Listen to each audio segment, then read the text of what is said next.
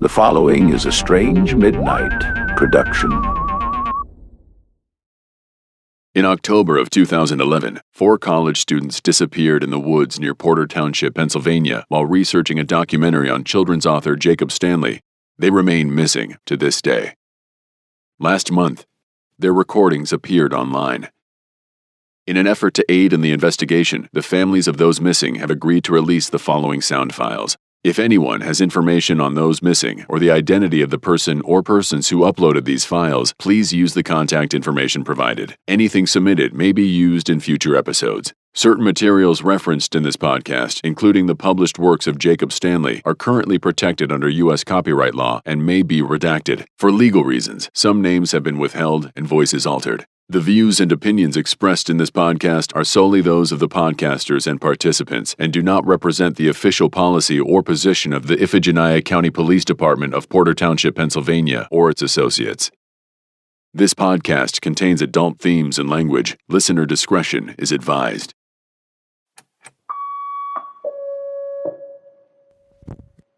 File labeled 004, Rough Cut, Episode 4, Tell Me a Story, The True Life of Jacob Stanley.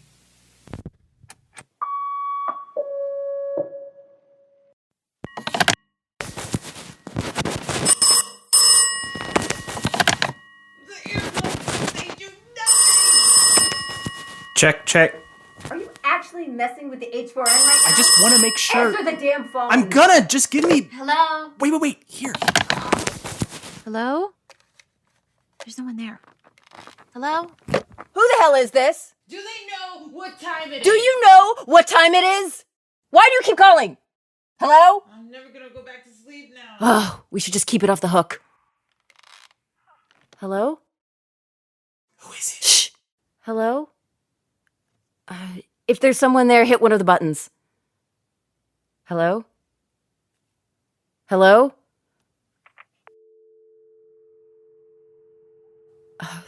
They hung up. Who do you think it was? I don't know. Maybe we should. What the hell?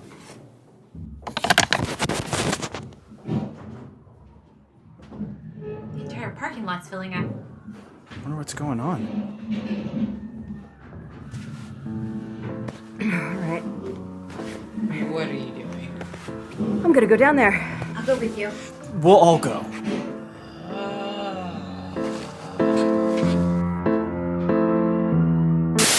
WTV New York. If your child has been to a school book fair recently, chances are they came home with one of this author's scary books. Our guest tonight's first anthology leapt to the top of the New York Times bestsellers list.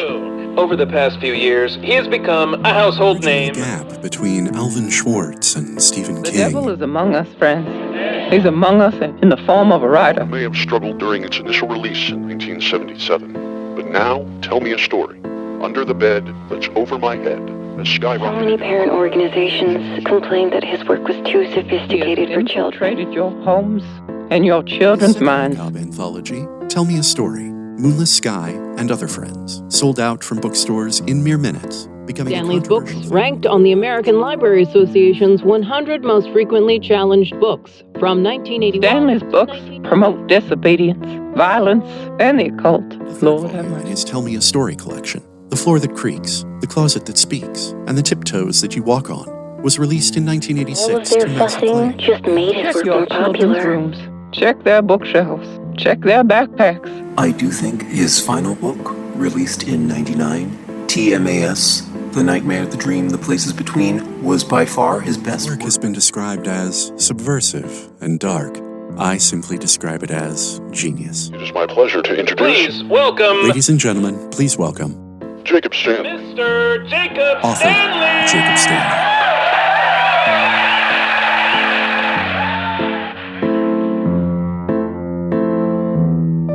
Little to nothing is known about the life of this elusive author, and since 1999, Jacob Stanley seems to have completely dropped off the face of the earth. Until a short, 2-line obituary appeared in a small-town paper over a year ago. From Boo Labs and Red Cup Media, I'm Tolen Reed. And I'm Avery Fisher. This is Tell Me a Story, The True Life of Jacob Stanley.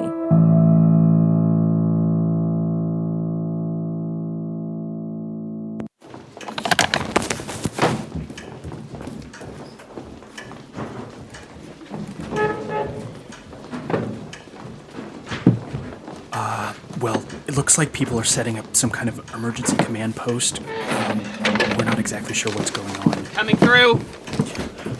We're trying to stay out of their way, but as you can tell, it's a little difficult.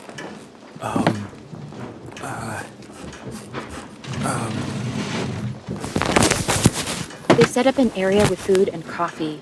There are probably like 15, 20 people in here, 20 more outside, a handful of cops, volunteer fire department members, 4 of which are women, so hell yeah. Some extras from Night of the Living Dead. The owner of the Homestead, Deb, is running this setup like she could do it in her sleep. Everyone is behaving like they could do this in their sleep. No one has to talk, they just move. It's a little terrifying that they're that good at this. Avery! What do you need help with? Fill up those with coffee and put them by the front door. On it. Hey, are they gonna help too, or just hold on my wall? Because I got nails for that. What can I do? Grab the cases of water from the back and stack them by the door. You too. Grab the MRE boxes next to the water and stack them by the door. Yes, ma'am.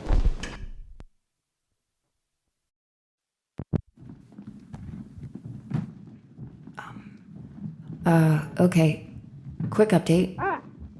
It's all a bit wild here right now. Evidently, late last night, a forest fire started in the woods near the Mendenhall Institute, and it's doubled in size since this morning. You can see the smoke for miles. Right.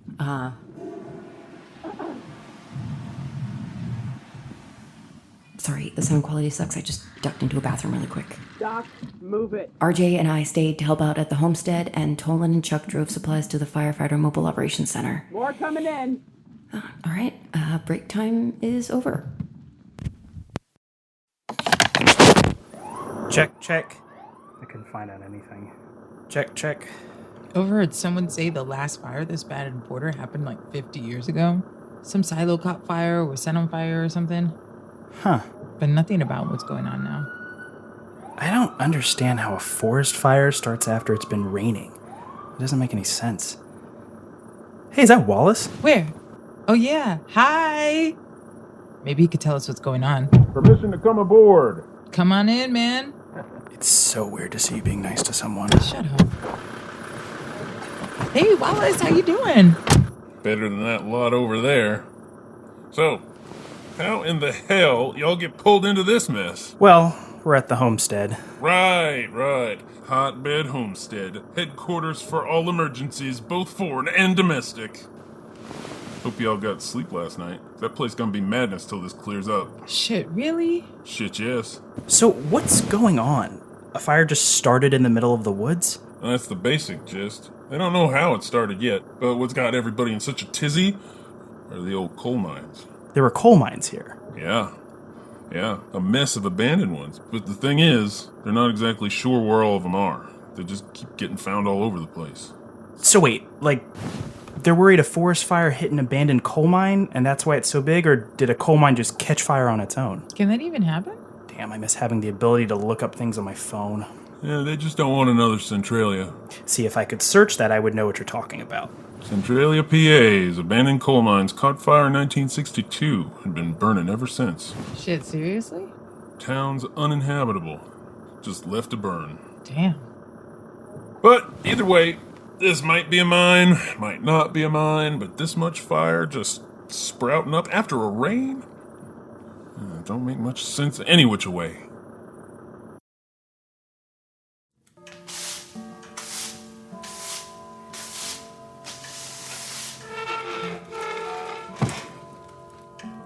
We should just go over there. See if she'll talk to us. Yeah. Mind if I smoke? No, we don't mind. Actually, oh. Huh. Did not see that coming. No worries. Come on over. Take a load off. Yes. Thanks.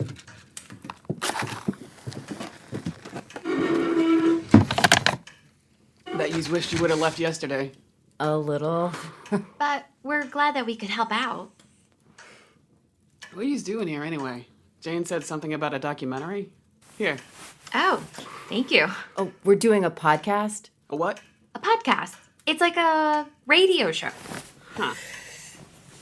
Oh, and thank you. What's your names again? I'm Avery, and this is RJ. Ooh, that's no joke.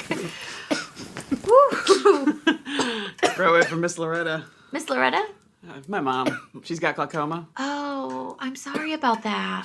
Don't be. She's not. Gives that woman an excuse to be high as a kite all day. Knock, knock.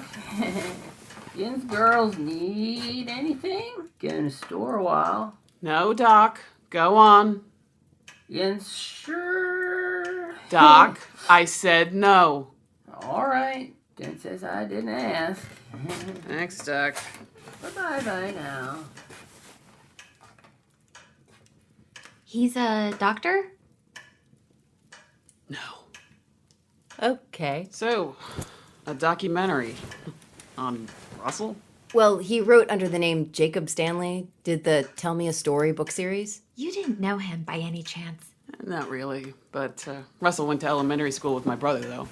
Really? We were told he was homeschooled. That was high school, after he got kicked out of Amherst. Wait, Stanley went to Amherst? To keep the peace, they used to occasionally give scholarships to locals. But he got kicked out. Was bullied by some rich kid and shit happened. At least that's what I heard. Did your brother go to Amherst? No, that boy's dumb as hell. Did you know the family at all? Not really. But you could talk to David Rockland. Family has a dairy farm off Willoughby. They've been here for ages. Knock, knock. That was fast. Thought Yin's ladies would like to know. The fire seems to be under control. At least what they can see above ground. Above ground? Rita hear that on the scanner? Yes, ma'am. She had it going in the store, full blast. Well, that's a bit of good news. So, no coal mine? Coal mine? Not sure, but the scare was enough to get the state involved. Probably be another survey. Still on a little alert. Thanks, Doc. Bye-bye now. So, coal mine?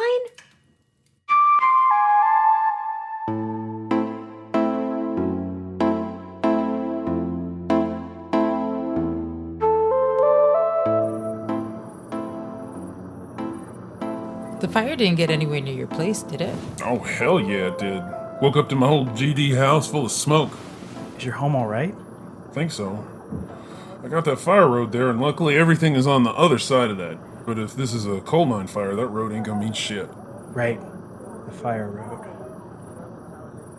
Oh, no. The FMC! And the 2 bags you left! You didn't by any chance notice... If your FMC was okay? No, Tolen, no, I did not, because my house was full of smoke and I had to evacuate. Sorry. I'm sorry. Yeah, man, sorry. No, y'all, it's okay. Speaking of the FMC, you guys talked to your friend Jane today? The area hit most was between her place and the fire road. We thought the fire was mostly on the grounds of the Mendenhall. Her house is on the grounds of the Mendenhall. What? She owns the grounds of the Mendenhall. Well, her uncle did anyway. What? The area of the fire is like a triangle, with the Mendenhall, Jane's house, and the fire road making the points. She didn't tell us that. Didn't tell you what? About the Mendenhall. Why wouldn't she have told us that? What the hell does it matter? What the hell does it matter? Jeez, man, you need to chill out. Chill out? Tolen! Did you guys hear from Jane today?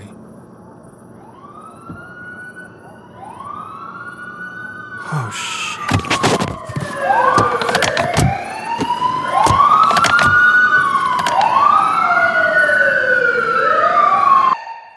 So do they think it was arson? Knock, knock again. Yes, Doc? That was Jan. Jan from the police station.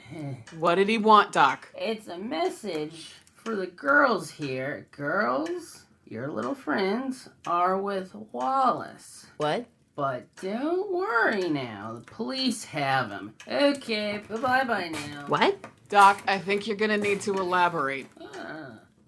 Troopers radioed into the station that they're all over at the Stanley house in the woods there, and your friends asked that a message be passed on to you so you wouldn't worry. Why are they at the Stanley house? Didn't say. When will they be back? Didn't say. How do we get a hold of them? Didn't say. But thank you, Doc. Thank you. Bye-bye now. Sorry, that didn't seem to be going anywhere. I have Wallace's card from yesterday, so we can get to them through him, or evidently just call the police station if we need to, right? Don't see why not. Okay. I'm sure they're fine. Not Jesus. They ain't. Mom, how long have you been hiding over there? Not hiding if you're there first. You almost gave these ladies a heart attack. Well, I certainly did not want to do that. Come over here, girls. Let me get a look at you. Come on now. I won't bite. Mom, this is RJ and this is Avery. They're staying in the Henrietta suite. Oh, that's my favorite one. They're all our favorite one. I'm blind, dear, not deaf. Nice to meet you, Avery and RJ. Hello. Hiya. They're from University. Oh, my. They're in town doing a documentary on Russell Stanley. Why on earth would they want to do that? He became a famous writer, ma'am. Again with the ma'am. Who am I, the Queen of England? Call me Miss Loretta. Okay, Miss Loretta it is.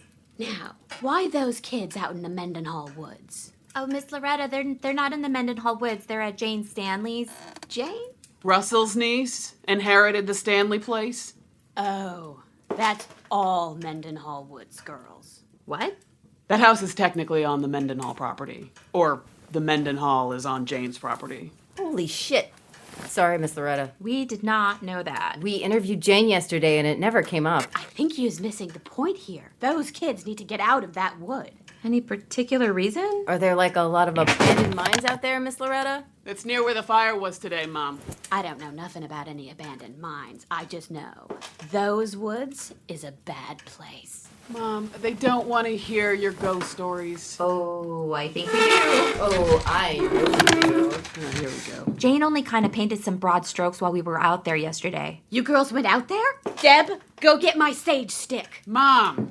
How do we address cultural appropriations with an octogenarian? I think she's a nonagenarian. Yous ladies hungry? I could eat. Deborah Lynn! Got some leftover stew? Sounds good. Deborah Lynn Boyer, don't you dare ignore me. I'll heat it up. Don't let her scare you now. We'll be all right. They will be fine once you gets my damn smudge stick. Again, I asked. Man, I don't know. I'll be right back. Old woman, you better watch yourself. Get. Now, what do yous ladies know about the Mendenhall? You have one new message. First voice message. Hey, it's me. Not sure if you got our message via the police phone tree, but no need to worry about us. We're all okay. Chuck and I are at Wallace's now, so you can reach us here. So, what happened was, after we dropped off the supplies, we ran into Wallace, and he asked if we'd heard from Jane, and we got a little freaked since the fire was so close to her house. So we told the cops, and then we all went over to her place. She wasn't there, but her car was parked out front, so we started looking around for her, and nothing. So, the troopers are planning a more formal search in the morning. Wallace made us food, and, oh my Jeebus, I think is even better than the food at the Homestead. Please don't tell Deb that. Oh, and shit, all the gear, all the gear died on us. I know that's probably the last thing I should be thinking about, but the extra batteries and chargers are in the room there, so, yeah. Hold on to these voicemails, and maybe we can work them in as inserts. Hope you guys got something. Oh, and side note, Stanley owned the Mendenhall. What? The Mendenhall was a psychiatric hospital, right? Might have claimed to be, but oh, sweet dear Lord, what a horrible place. Opened in 1901. Started by a religious sect named the Order of the Light, or the Light of His Word. Anyway, I always just knew him as the Light. They founded the Institute on the notion that the best treatment for the mentally ill was solitude and physical labor, which is why they had so much land. It provided complete isolation. as well as the acreage for a proper farm. Grew all their own food, tended their own animals, even had their own post office and hair salon. So it was a completely closed circuit. No need to go nowhere for nothing. After a few years, it gets a reputation with rich folks for its beauty and grandeur, its serenity, its privacy, its discretion. Oh, jeez. Soon enough, every high society family's secret little shame began flooding in, more than they could handle, but the money was just too good to pass up. So they started buying up more and more of the surrounding land, and new patients just kept on coming. But none of them ever seemed to be leaving. Oh no. This went on for years, and no one had any idea what was really going on there. Even the locals on the staff were in the dark. Only the live-in members of the Light were permitted access to the whole facility. That can't be good. Never good. It wasn't until a bunch of patients started escaping in the 60s and 70s that anyone ever thought something was amiss. And then, after 80 years in business, just like that, it was all over. It just closed? Townsfolk showed up for work one morning and found the grounds completely empty. They searched the offices and patients' rooms, couldn't find a soul. In a panic, they broke into the unauthorized areas, and oh, what they found there. What did they find there? Initially, it didn't seem too suspicious. Just a bunch of underground tunnels that connected all the buildings in different parts of the farm. Secret underground tunnels? I die. I'm dead. This is amazing. However, one tunnel seemed to lead miles off-site. So they followed it, all the way to its end. Oh, I don't like it. After a ways in, they started noticing all this soot hanging in the air. I don't like it. This tunnel dead-ended into a large stone room, carved right into the base of Great Cliff's Peak. Why does that sound so familiar? At first, they thought it was just a furnace. But they soon discovered that the stone room was a massive crematorium. Oh, no. Oh, yes. Whoa! Mm-hmm. So, they were just killing patients and burning them up? Not sure about the killing, but they'd sure get rid of them quickly and quietly and keep on cashing the checks. Damn. Mm-hmm. I am shook. They even leased the land above them on Great Cliff to a funeral home so they could hide in plain sight. Ah! That place we called. The one with the crazy voicemail. The Palmers. The Palmer Family Funeral Home and Crematory. I knew it sounded familiar. Now just think of all those poor lost souls. Thousands of them. With no proper burial. And nowhere to go. Nowhere to go. But them woods.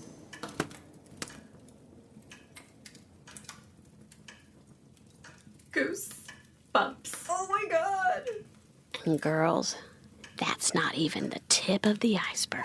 Oh my goodness. Mom, enough, all right? Oh, it's okay. We live for this. Well, I don't. Gets her all riled up.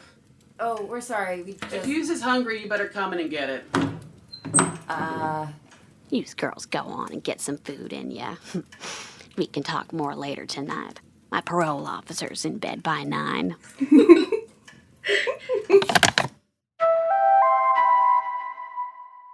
have one new message. Second voice message.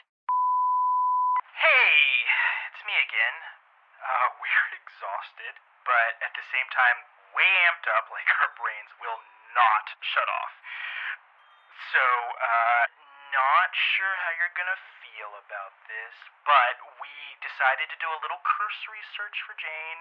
Nothing crazy, don't worry, Wallace mapped it all out. We're gonna start from here, cut to where the RV is parked, check on that, see if we can grab the bags Chuck left, and then walk straight over to Jane's and come right back. We'll stay at Wallace's tonight so we can meet up with the search party at first light. Rhyming not intended. You can leave messages for us here, we'll get them. I'll call in the morning before we meet up with the search party, okay? Oh, yeah, and I called Whitaker's office line for her nightly voicemail briefing. Don't worry, I edited a lot. Anyways, time to head out. Night. How fucking stupid can they be? Whoa. They're gonna go wander aimlessly in the woods in the middle of the goddamn night. Dang, RJ, tell me how you really feel. You can't think that is a good idea. Of course not. I've just never seen you mad before. I'm better at compartmentalizing when I've had sleep. I can see that. God, that's so stupid. It might be dumb, but I'm a little impressed that Tolen would go for that. Yeah, most impressive. One person was missing, and now, ta-da! There are 4. Whoa. I'm worried too, but if they want to go walk in the woods, they can go walk in the woods. Look, potential teeny tiny small chance of coal mines burning aside, the fire's out, it's not raining, and they have Wallace with them. So if they're gonna be stupid, at least they're being stupid under the best circumstances. If we don't hear from them in the morning, we'll call the cops. Okay? Fine. Damn, girl, I thought I got cranky when I was tired. Hey, I have an idea for tomorrow. What? Since we don't have a car and it's too far to walk to Jane's, why don't we go to the Mendenhall tomorrow? The Mendenhall? We can do background for the doc, and then I'll help you shoot an episode of Boo. Would you be up for that? Will you scream at everything like Chuck does? After everything we heard today, you wouldn't be able to stop me if you tried. Deal? Deal. Yay! Providing Chuck and Tolen don't get themselves ripped apart by the Pennsylvanian goat man. A, in PA, it's the sheep man, and B, they won't get ripped apart by the Pennsylvania sheep man. I know. They'd be swallowed by a fiery mineshaft. You're a fiery mineshaft. Who told you? Who told you about my fiery mineshaft? Who? Stop it. You're such a butthole. Heavy is the hole that wears the butt. Heavy is the butt that wears the hole. That's so stupid. Oh no. What? Chuck left her gloves here. Her Jacob Stanley gloves? Oh no, she loves those. I hope her hands don't get cold. RJ, I really think they'll be okay. Okay. What about Jane? I don't know.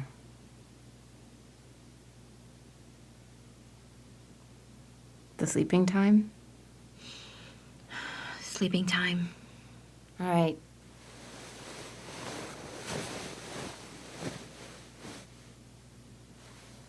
Night-night, RJ.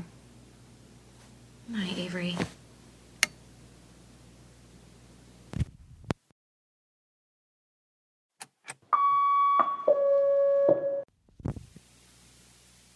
End of file labeled 004, Rough Cut, Episode 4, Tell Me a Story, The True Life of Jacob Stanley.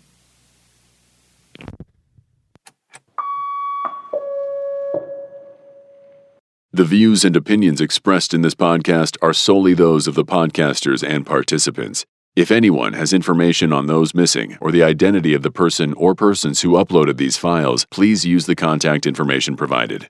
Anything submitted may be used in future episodes.